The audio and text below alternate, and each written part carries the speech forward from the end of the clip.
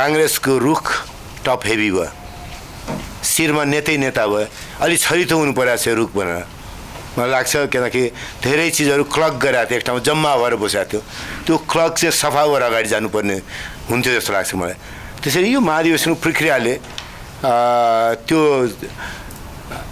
पनि अवसर दिएको छ जस्तो लाग्छ। मैले राजनीतिमा भइनँ भने पनि, राजनीतिमा नहुने निर्णय गरेँ भने, काङ्ग्रेसको क्रियाशील जीवन नहुने निर्णय गरेँ भने पनि म नहुँदाखेरि मैले भन्दा राम्रोसँग त्यो जिम्मेवारी पुरा गर्न सक्ने मानिसको हातमा जिम्मामा पऱ्यो कि परेन भन्दाखेरि मैले खोजेको जिम्मेवारी त्यहाँ पऱ्यो जस्तो लाग्छ।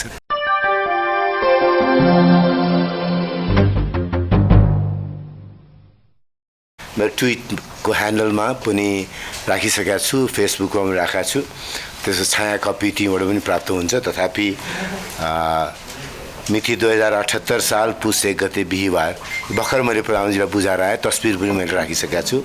सम्माननीय प्रधानमन्त्री श्री शेरबहादुर देउवाज्यू, प्रधानमन्त्री तथा मन्त्री परिषदको कार्यालय सिंहदरबार काठमाडौँ, विषय रक्षा मन्त्री पदबाट राजीनामा दिएको बारे। महोदय, नेपाली काङ्ग्रेसको 14औं राष्ट्रिय महाधिवेशनको निर्वाचन परिणामले पार्टीभित्र मेरो समर्थनको आधार अत्यन्त सङ्कुचित भएको स्पष्ट छ। यस कुरालाई हेर्दै मर्दा मैले रक्षा मन्त्री पदमा रहिरहनु नैतिक रूपमा उपयुक्त हुन्न, तसर्थ रक्षा मन्त्री पदबाट राजीनामा दिएको छु। रक्षा मन्त्रीको जिम्मेवारीमा रही राष्ट्रको सेवा गर्ने अवसर दिनुभएकोमा हार्दिक आभार व्यक्त गर्दछु। भवदीय मिनेन्द्र प्रसाद रिजाल।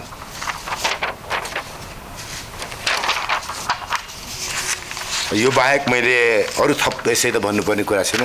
तपाईँहरूले सोध्नुभयो केही भने म निश्चित रूपमा आज छोटकरीमै जवाब दिउँला। पछि चाहिँ म स्वाभाविक रूपले मलाई पनि यो प्रक्रिया, यो निर्णयमा पुग्ने मेरो मानस र पछिल्ला दिनहरू आउने दिनहरू मेरा लागि के थिए, पछिल्ला दिनहरू आउने दिन के हुन सक्छन् भन्ने कुराकानी गर्ने, रिफ्लेक्ट गर्ने मौका रहन्छ। त्यस किसिमले अलिकति लामो एक्सटेन्डेड कुराकानी गर्न पनि म तयार हुनेछु। आज छोटकरीमै तपाईँहरूसँग कुरा गर्नलाई र त्यही पनि मेरो ब्रडर थिङ्किङ प्रोसेस के हो म भन्छु। खालि एउटा यति मात्रै तपाईँहरूलाई मैले राखेँ कि बिहान परिणाम आउने भन्दा अगाडि मैले आज दौरा सुरुवाल लगाउनु छ भन्ने थियो मलाई।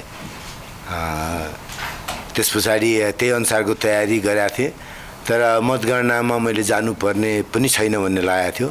मैले साथीहरूलाई र मसँग लामो समयदेखि मेरो स्नेह र मेरो सहयोगमा रहेको जितेन्द्र ठकुरीजी र पार्टीका साथी नेताहरू, धादिङका सभापति रमेश धमला लगायत अरू केही साथीहरूलाई, अमर पुन्जीहरूलाई काउन्टिङमा मेरो तर्फबाट बसिदिनका लागि टिममा नआउन हिजो बेलुकादेखि अनुरोध गरेको थिएँ। उहाँहरू जानुभयो। गन्दाखेरि मैले गर्नुपर्छ भन्ने लागेको थिएन। परिणाम प्रारम्भिक रूपमा आउन थालेपछि झन्डै 800-900 को परिणाम आइसकेपछि मैले देखेँ कि मेरो समर्थनको आधार 18-19% थियो त्यो बेला। त्यसपछि मैले निर्णय गरेँ, मेरो श्रीमतीलाई मैले फोन गरेँ, अहिले घर आउँ चाँडै कुरा गर्नु छ भनेर। उनी फर्केर आइन्, के भयो भनिन्। मैले सुरुमा त खालि एसएमएसमा रिजल्ट गोलमाल छ भनेको थिएँ। पहिले उसले नबुझेर के गोलमाल भनेर सोधिन्। मैले म निकै पछाडि छु भने, चाँडै आऊ भने। त्यस पछाडि उनी आइन्। आएपछि मैले भने अब म राजीनामा दिन्छु भनेर भने। अनि हुन्छ भनेर भनिन्। अनि फेरि मैले भने साँच्चै दिन्छु नि भने। हुन्छ भनेर भनिन्। त्यसो मैले राजीनामा लेखिसकेको थिएँ। त्योभन्दा पहिले लेखेर हातले लेखेर त्यसलाई फोटो खिचेर मैले टाइप गर्नका लागि पठाएँ। म यो मन्त्रालयमा बसेर काम गर्दा मलाई सचिवज्यू पहिलेदेखि मैले चिन्थेँ, उहाँसँग विश्वासको सम्बन्ध पनि छ। मैले अरू कसैलाई भन्दा उहाँलाई नै अनुरोध गरेँ। उहाँले निर्णय नगर्नुहोस् भन्नुभयो, तर पनि मैले नै रक्षा सचिवज्यू म निर्णय बदलौँला पनि, तर मलाई यो टाइप गरेर पठाइदिनुहोस्, मेरो लागि आवश्यक छ भनेर मैले माइन्ड मेकअप गरिसकेको थिएँ। उहाँले पठाउनु भयो। पठाएपछि म त्यो प्रक्रियामा अगाडि बढेँ। मैले अघि नै भनेअनुसार प्रधानमन्त्रीज्यूसँग भर्खरै भेटेर आएँ। मैले अन्तिम नतिजा आउन्जेललाई पर्खेको थिएँ। खालि के छैन, त्यो नतिजा आउनुभन्दा अगाडि यो कुरा प्रष्ट सार्वजनिक नगर्दाखेरि मैले धेरै साथीहरूको जवाफ दिनुपर्ने हुन्थ्यो, किन गरे, कसो गरे, गर्न ठिक बेठिक, यो सबै कुरा मलाई गर्ने सोच बाँकी थिएन। त्यसैले मैले पहिले नै दिउँसै ट्विट पनि गरेँ म यसो गर्दैछु भनेर। त्यस कागज पनि तयार गरेर बसेँ। त्यस पछाडि क्याबिनेट बैठकभन्दा अगाडि प्रधानमन्त्रीलाई यो बुझाएँ, फर्केर आएँ र प्रधानमन्त्रीज्यू कहाँ बुझाउनु जानुभन्दा अगाडि तपाईँलाई 4 बजे प्रेस कन्फरेन्सको पनि प्रेस मिटको पनि पहिले खबर गरेँ मैले, किनकि एउटा निर्णय मैले गरिसकेपछि त्यो निर्णयमा अडिग थिएँ। मलाई भाइ जितेन्द्रले धेरै बिचरा मनदेखि नै उहाँलाई दुख्या छ, भन्नुभयो दाइ यसो गर्न आवश्यक थियो र भनेर। नेता रामचन्द्र पौडेलले फोन गर्नुभयो, यसो गर्न आवश्यक छ र भनेर। कृष्णप्रसाद सिटौलाले फोन गर्नुभयो, उहाँले पनि यसो गर्न आवश्यक छ र भनेर भन्नुभयो।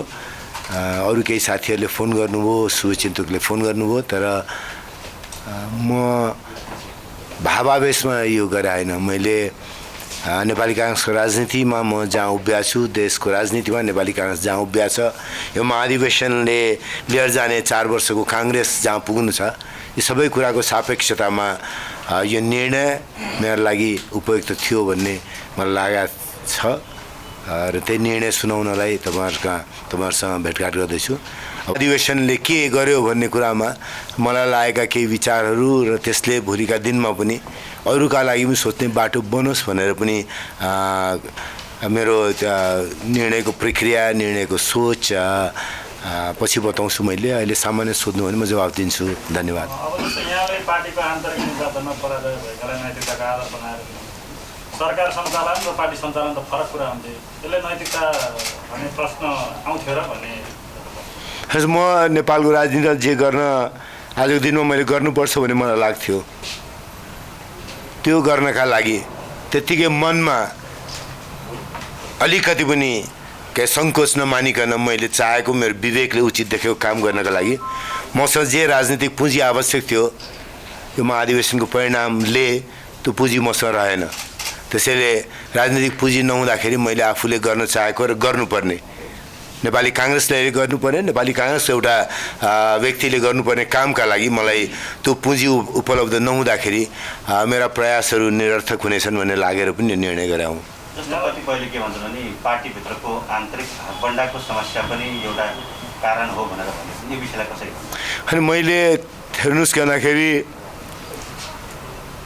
हारिसकेपछि त्यो पनि साँच्चै निकै ठुलो मतान्तरले हारिसकेपछि अनि अनेक बहाना खोजेर आफ्नो अनुहार त राम्रै छ भन्नलाई त उचित हुन्न नि।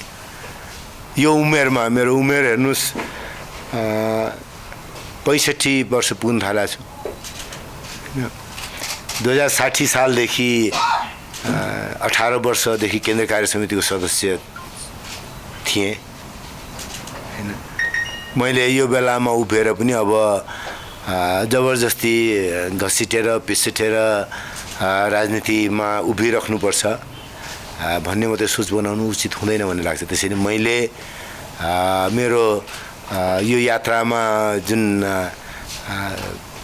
एउटा परिणामले मलाई एउटा सन्देश दिएको छ, त्यो सन्देशकै जति गाम्भीर्य हो त्यसलाई ग्रहण नगरेर आफूले आफूलाई झुटो बोलेर सान्त्वना दिने कोसिस गर्नु उचित ठानिन। आगामी राजनीतिक तय कसरी गर्नुहुन्छ? अब चुनाव र पार्टीको अरू विषयमा मैले धेरै सोचेको छैन। एउटा कुरा पक्कै हो कि मलाई क्रियाशील जीवनका लागि 10 वर्षहरू बाँकी छ जस्तो लाग्छ। अब भविष्य त कसैले देखाएको छैन। मैले बेला मौकामा भन्ने गर्थेँ, कतिपय अन्तर्वार्ताहरू पनि भने कि आजको दिनमा एकाएक मिनेन्द्र रिजाल नेपालको राजनीतिबाट हरायो भने पनि मिनेन्द्र रिजाल काम नलाग्ने मान्छे थियो, हरायो बेसै भयो भन्ने भाव बाँकी रहन्न भन्ने लाग्छ मलाई।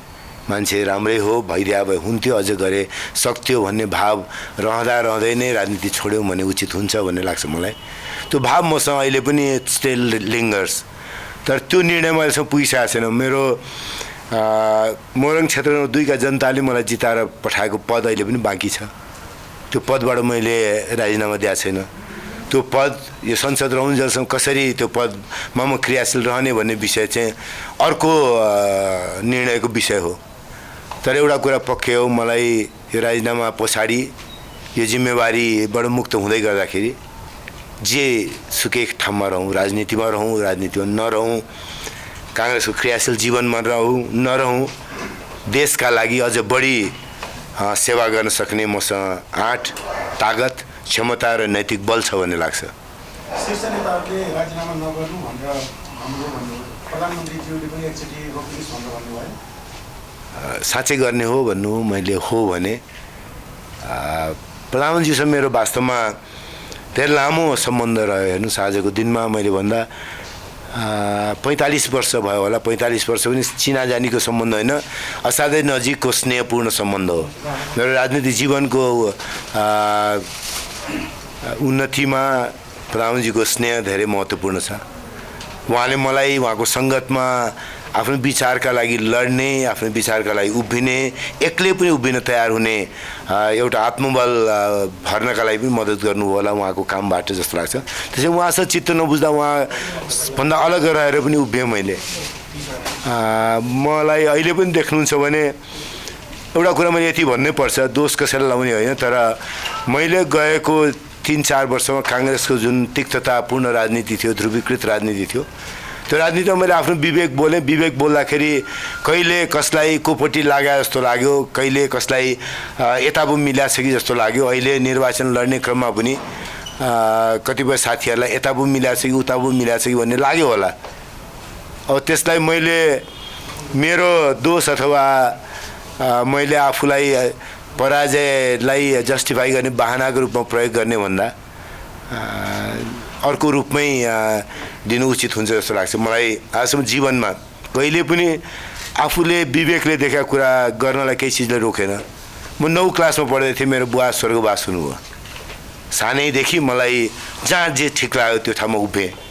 आफूले ऐनामा अनुहार हेर्दा कहिले पनि आत्मग्लानि भएको छैन। त्यो भाव जीवनबाट कहिले पनि गुमाउनु नपरोस्, त्यो मेरो लागि सबैभन्दा ठुलो सम्पत्ति हो। अरू जेसुकै गुमाउनु तयार छु। म ऐनामा आफ्नो अनुहार हेर्दाखेरि आफैले आफूलाई गाली गर्नुपर्ने स्थिति कहिले पनि नबनोस् भन्ने चाहन्छु, जेसुकै ठाउँमा रहौँ। अर्को एउटा चाहिँ जस्तो यहाँकै प्यानलबाट उम्मेदवारी दिनुभएको एकजना उम्मेदवार सर्वाधिक भोट ल्याएर विजय हुनुहुन्छ। अब त्यही प्यानलमा यहाँले उम्मेदवारी दिँदै गर्दा राम्रो मतान्तरले मतलब ठुलो फरक मतान्तरले यहाँले पर्दै गर्नु, त्यसलाई यहाँले कसरी समीक्षा गर्नु? मैले धेरै यसलाई बुझ्न त सकेको छैन। यति चाहिँ मैले पक्का भन्नुपर्छ कि यो विधान काङ्ग्रेसको बनाउने क्रममा पनि मैले वास्तवमा कतिपय बेला म अलि हाँसोमा, ठट्टामा, ह्युमरमा भन्ने गर्छु। केन्द्रीय कार्य समितिको बैठकमा एकपल्ट भने 6-7 जना सभापतिको उम्मेदवार बन्नुहोस्, 10-12 जना महामन्त्रीको, 10-12 जना उपसभापतिको उम्मेदवार बन्नु भने यो विधान साँच्चै राम्रो त बनाएको छैनौँ। तर एउटा पक्कै हो, काङ्ग्रेसको रुख टप हेभी भयो, शिरमा नेता भयो। अलि छरितो हुनु परेको छ रुख भनेर मलाई लाग्छ। किनकि धेरै चिजहरू क्लक गरेको थियो, एक ठाउँमा जम्मा भएर बसेको थियो। त्यो क्लक चाहिँ सफा भएर अगाडि जानुपर्ने हुन्थ्यो जस्तो लाग्छ मलाई। त्यसरी यो महाधिवेशनको प्रक्रियाले त्यो पनि अवसर दिएको छ जस्तो लाग्छ। मैले राजनीतिमा भएनौँ भने पनि, राजनीतिमा नहुने निर्णय गरेँ भने, काङ्ग्रेसको क्रियाशील जीवन नहुने निर्णय गरेँ भने पनि म नहुँदाखेरि मैले भन्दा राम्रोसँग त्यो जिम्मेवारी पुरा गर्न सक्ने मानिसको हातमा जिम्मामा पऱ्यो कि परेन भन्दाखेरि मैले खोजेको जिम्मेवारी त्यहाँ पऱ्यो जस्तो लाग्छ। एकपटक आज सर्वाधिक मतले जितेर आउनुहुने गगन थापासँग कुरा गर्दाखेरि मेरो घरबाट निस्किने बेलामा एउटै पदमा लड्छौँ, 1 वर्ष अगाडि जति होला, भाइ हारेँ भने पनि मलाई मभन्दा सक्षम र मभन्दा सबैले पत्याएको मान्छेको जिम्मा छोडेर जान्छु भन्ने त ढुक्क छ नि त। त्यसैले मलाई चुनावमा लड्नका लागि कुनै सङ्कोच हुँदैन तिमीसँग भने। त्यही भाव मलाई विश्वप्रकाश शर्माका प्रति पनि छ। मलाई लाग्छ अरूले पनि यही भाव राख्न सकेका खण्डमा लामो राजनीतिक जीवनबाट एउटा सम्पत्ति आर्जन गर्नुभएका देउवा सभापतिमा पुनर्निर्वाचित हुनुभएको छ। उहाँका लागि पनि अवसर छ काङ्ग्रेसको यो नदी अझ कलकल बगिरहोस्। बिपी कोइरालाले परिकल्पना गर्नुभएको नेपाली काङ्ग्रेस जस्तो बन्न सकोस्। नेपाल मैले अलि अगाडि पनि भर्खर केही दिन अगाडि लेखेको थिएँ, बग्रेलती चुनौती र अद्भुत अवसरको बिचमा छ। बग्रेलती चुनौती छन्, त्यो चुनौतीलाई सामना गर्ने र अभूतपूर्व अवसरलाई सदुपयोग गर्ने जिम्मेवारी काङ्ग्रेसको काँधमा छ। त्यो जिम्मेवारी काङ्ग्रेसको नयाँ नेतृत्व जहाँ सम्मिश्रण छ। नेपाली काङ्ग्रेसको सबैभन्दा लामो अनुभव भएको नेता सभापति पुनर्निर्वाचित हुनुभएको छ। उहाँको झन्डै आधी भएका दुईटा नेता महामन्त्रीमा निर्वाचित हुनुभएको छ। उपसभापतिमा पनि एकजना झन्डै त्यो मेरो जस्तो उमेरको मेरो दौतरी निर्वाचित हुनुभएको छ। अर्को महामन्त्रीका उम्मेदवार जो विजयी हुनुभयो उहाँहरूकै जस्तो उहाँहरूभन्दा केही वर्ष जेठो अर्को नेता उपसभापतिमा निर्वाचित हुनुभएको छ। यसले पनि त एउटा सन्देश छ नि, बिपी कोइरालाको पार्टी अहिले पनि सबै ऊर्जाका साथ अगाडि बढ्न सक्छ, देशको जिम्मेवारी पुरा गर्न सक्छ, चुनौतीलाई सामना गर्न सक्छ, अवसरलाई सदुपयोग गर्न सक्छ, समृद्ध समुन्नत राष्ट्र निर्माण गर्ने काममा अगाडि बढ्न सक्छ भन्ने। त्यसैले म रक्षा मन्त्री पदबाट राजीनामा दिने कुरा त एउटा हो, तर त्योभन्दा पनि बढी गम्भीर पनि सोच मेरो मनमा छ, जुन सोचले मेरो व्यक्तिगत जीवनमा उतार चढाव होला त्यसले, तर बाँकी काङ्ग्रेसको जीवनमा काङ्ग्रेस निश्चल बगिरहेको छ। काङ्ग्रेसले आफ्नो जिम्मेवारी पुरा गर्न सक्छ भन्ने गहिरो भाव र निश्चयको भावका साथ म अगाडिका निर्णय गर्न सक्ने ठाउँमा उभिएको छु जस्तो लाग्छ। डाक्टर शेखरको टिमबाट हजुरले राजीनामा दिनुभएको हो कि केही सल्लाह भएको छ? होइन, मैले यो विषयमा कसैसँग सल्लाह गरेको छैन। म तपाईँलाई भन्छु, मेरो सोच राजनीतिलाई कसरी सञ्चालन गर्ने, जय पराजय महाधिवेशन भयो भने कसरी अगाडि बढ्नेमा मोटो रूपमा मेरो श्रीमतीलाई थाहा थियो। तर यही निर्णयमा आजै त्यो पनि निर्णयको सुरुवात मन्त्री पदसँग सम्बन्धित विषयलाई लिएर हुन्छ भन्ने कुरा मेरो श्रीमतीको मनमा पनि थियो, मेरो मनमा थियो यसरी गरौँला भन्ने। त्यसैले भावावेशमा होइन, तर मलाई उनको सहमति कुनै पनि निर्णयको लागि सबैभन्दा महत्त्वपूर्ण हो। किनभने मेरो सार्वजनिक जीवनमा बसिन भने पनि त मेरो नितान्त व्यक्तिगत जीवनमा पनि उनलाई मलाई सन्तुष्ट हुने ठाउँ चाहिन्छ। मेरो राजनीतिक जीवनमा उनले पुर्याएको सहयोगलाई पनि मैले ध्यानमा राखेर मैले उनलाई पनि चित्त बुझ्ने काम मात्रै गर्नुपर्छ। त्यसैले मलाई निर्णय उनलाई सुनाउन आवश्यक थियो, सुनाएँ। उनको सहमति प्राप्त भएपछि मैले निर्णयलाई एउटा आकार दिएँ। तर आज यति चाहिँ भन्छु, म अहिलेको निर्णय रक्षा मन्त्री पदबाट राजीनामा दिने मात्रै हो। त्योभन्दा अगाडि निर्णय के हुनसक्छ भन्ने कुरामा अझ मैले सोध्न बाँकी छ। त्यो निर्णय चाहिँ अझ बढी सोचेर मैले गर्नेछु। तपाईँहरूले मेरो मनोभाव बुझ्नु भएको छ, बुझाउन सकेँ जस्तो लाग्छ मलाई। कतिपयलाई लाग्यो मिनेन्द्रलाई इमोसनमा, अब झन्डै 65 वर्ष पुग्न थालेको मान्छेलाई इमोसनको के छ र मलाई आज पनि आत्मश्लाघा भन्नु होला, आत्मविश्वास छ, गर्न सक्छु देशका लागि जेमा रहेर भयो, मन्त्री रहेर नरहेर, क्रियाशील राजनीतिक जीवनमा रहेर नरहेर। त्यसैले म साधै दृढ निश्चयको भावमा उभिएको छु। हार्या थाक्या राजनीतिको सिपाही होइन, राजनीतिको हार्या थाक्या सिपाही होइन। आउने दिनमा देश सेवा अझ बलियो अठोट साथ गर्न सक्छु भन्ने एउटा नेपाली नागरिकको रूपमा म तपाईँहरूको बिचमा प्रस्तुत भएको छु। अब यो वृत्तान्त भन्दै गर्दाखेरि जसरी शेखर कोइरालाको प्यानलबाट तपाईँ महामन्त्रीमा लड्नुभयो, यो निर्णय लिउनु पूर्व केही छलफल गर्नुभयो? मैले कसैसँग छलफल गरेन। मैले हेर्नुहोस्, शेखर कोइरालाजीलाई समर्थन गर्ने निर्णय गरेँ, कुनै लेनदेनको आधारबाट निर्णय गरेँ होइन, मेरो विवेकबाट त्यो निर्णय गरेँ मैले। अब यो यात्रामा भन्नुहुन्छ भने मलाई झन्डै 1 वर्ष अगाडि लाग्थ्यो कि शशाङ्क कोइरालालाई सभापति बनाएर अगाडि बढ्न सकेँ। मैले झन्डै यो भाव झन्डै 1-1.5 महिनादेखि थियो, तर 8-10 दिन अगाडि चाहिँ रामचन्द्र पौडेललाई सभापति बनाएर अगाडि उम्मेदवारी प्रस्तुत गर्नुपर्छ भन्ने लाग्यो।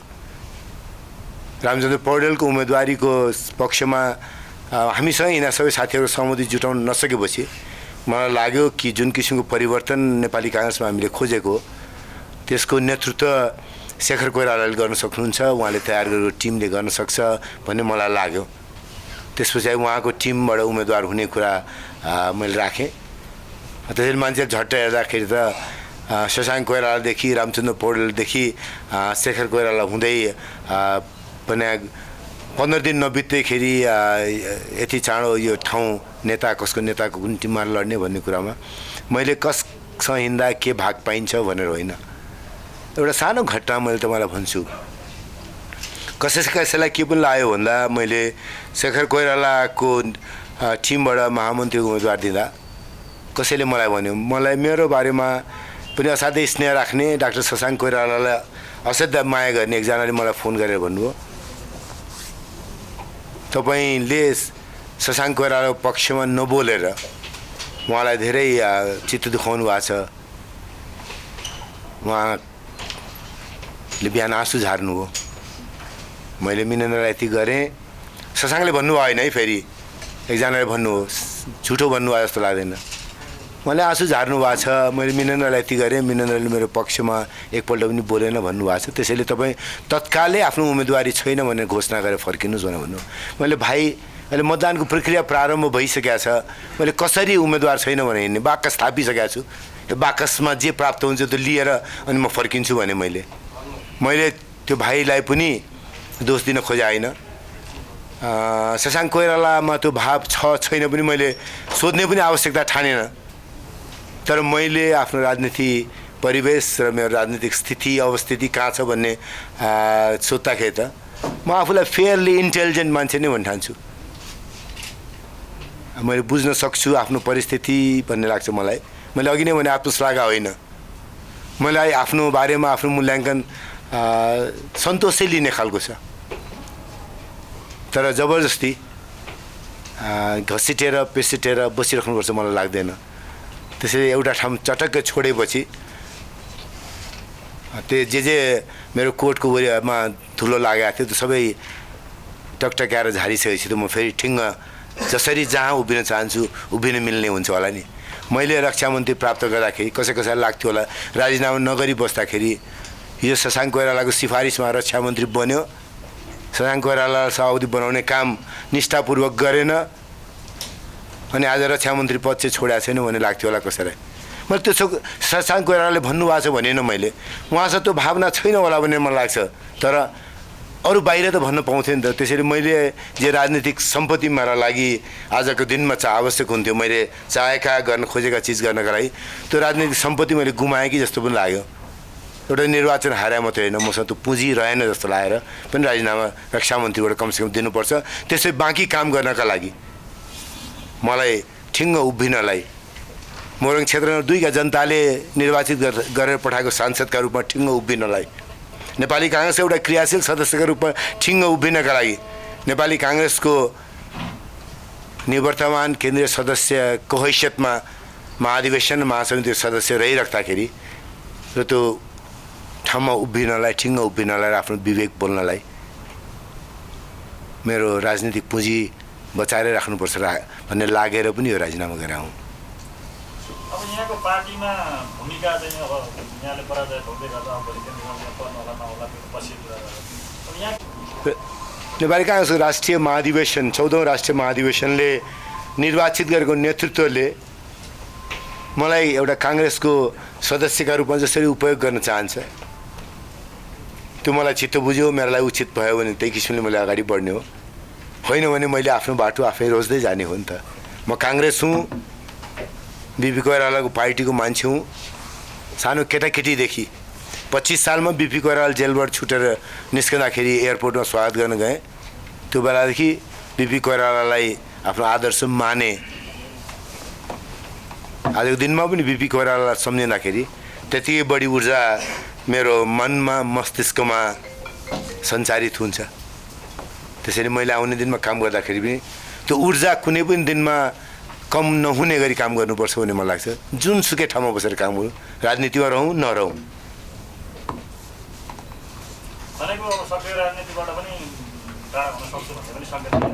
मैले सङ्केत गरे होइन, तर सम्भावना त छँदै छैन पनि भने होइन। सङ्केत गरे चाहिँ होइन, सङ्केत गरे होइन, त्यो निर्णयमा पुगेको छैन। तर मैले निर्णयमा पुगेको छैन भन्दा एउटा कुरा त पक्यो, अब के गर्ने भन्ने कुरा त मैले गम्भीर रूपमा सोध्छु नि। सोच्दाखेरि कुन निर्णयमा पुग्छु त्यो बेला तपाईँलाई म जानकारी दिन्छु नै। तपाईँलाई बोलाएर तपाईँलाई मेरा कुरा घात लाग्ने नै बाँकी रहिराख्यो भने, अभिरुचि रहिरह्यो भने त्यो बेला पनि कुरा गरौँला। होइन भने जुन बाटोमा म लागिरहेको छु तपाईँहरूसँग भेटघाट त हुन्छ नै। मलाई नेपालको सार्वजनिक जीवनबाट डोन्ट काउन्ट मी आउट। सार्वजनिक जीवनमा रहन्छु तर राजनीतिभित्र या बाहिर थाहा छैन। यसबारेमा मैले अझ मूल्याङ्कन गर्न आवश्यक छ।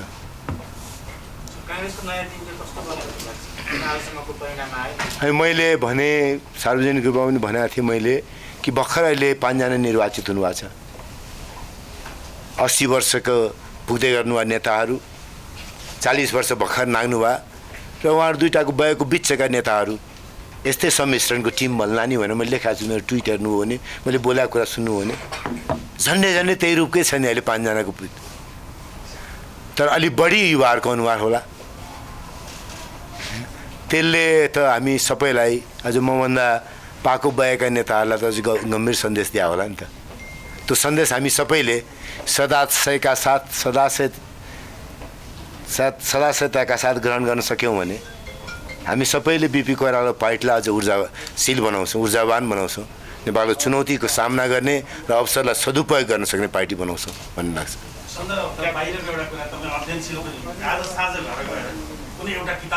समयमा पढेर सिद्धाएको एउटा पुस्तक चाहिँ क्यापिटलिजम एन्ड आइडियोलोजी हो, जुन किताब मैले पुरै पढेँ तर एकपल्ट पढेर पुगेको छैन। जस्तो अहिले तत्कालै तपाईँलाई आज पनि बहस थियो। हिजो म काउन्टिङको बारेमा तयारी गर्ने क्रममा साथीहरूसँग फोनमा कुरा गर्दै थिएँ। पार्सोमा वर्ल्ड ब्याङ्क होइन, सिधै पार्लियामेन्ट्री फोरम छ, ग्लोबल पार्लियामेन्ट्री फोरम, त्यसको बहस सुनिरहेको थिएँ।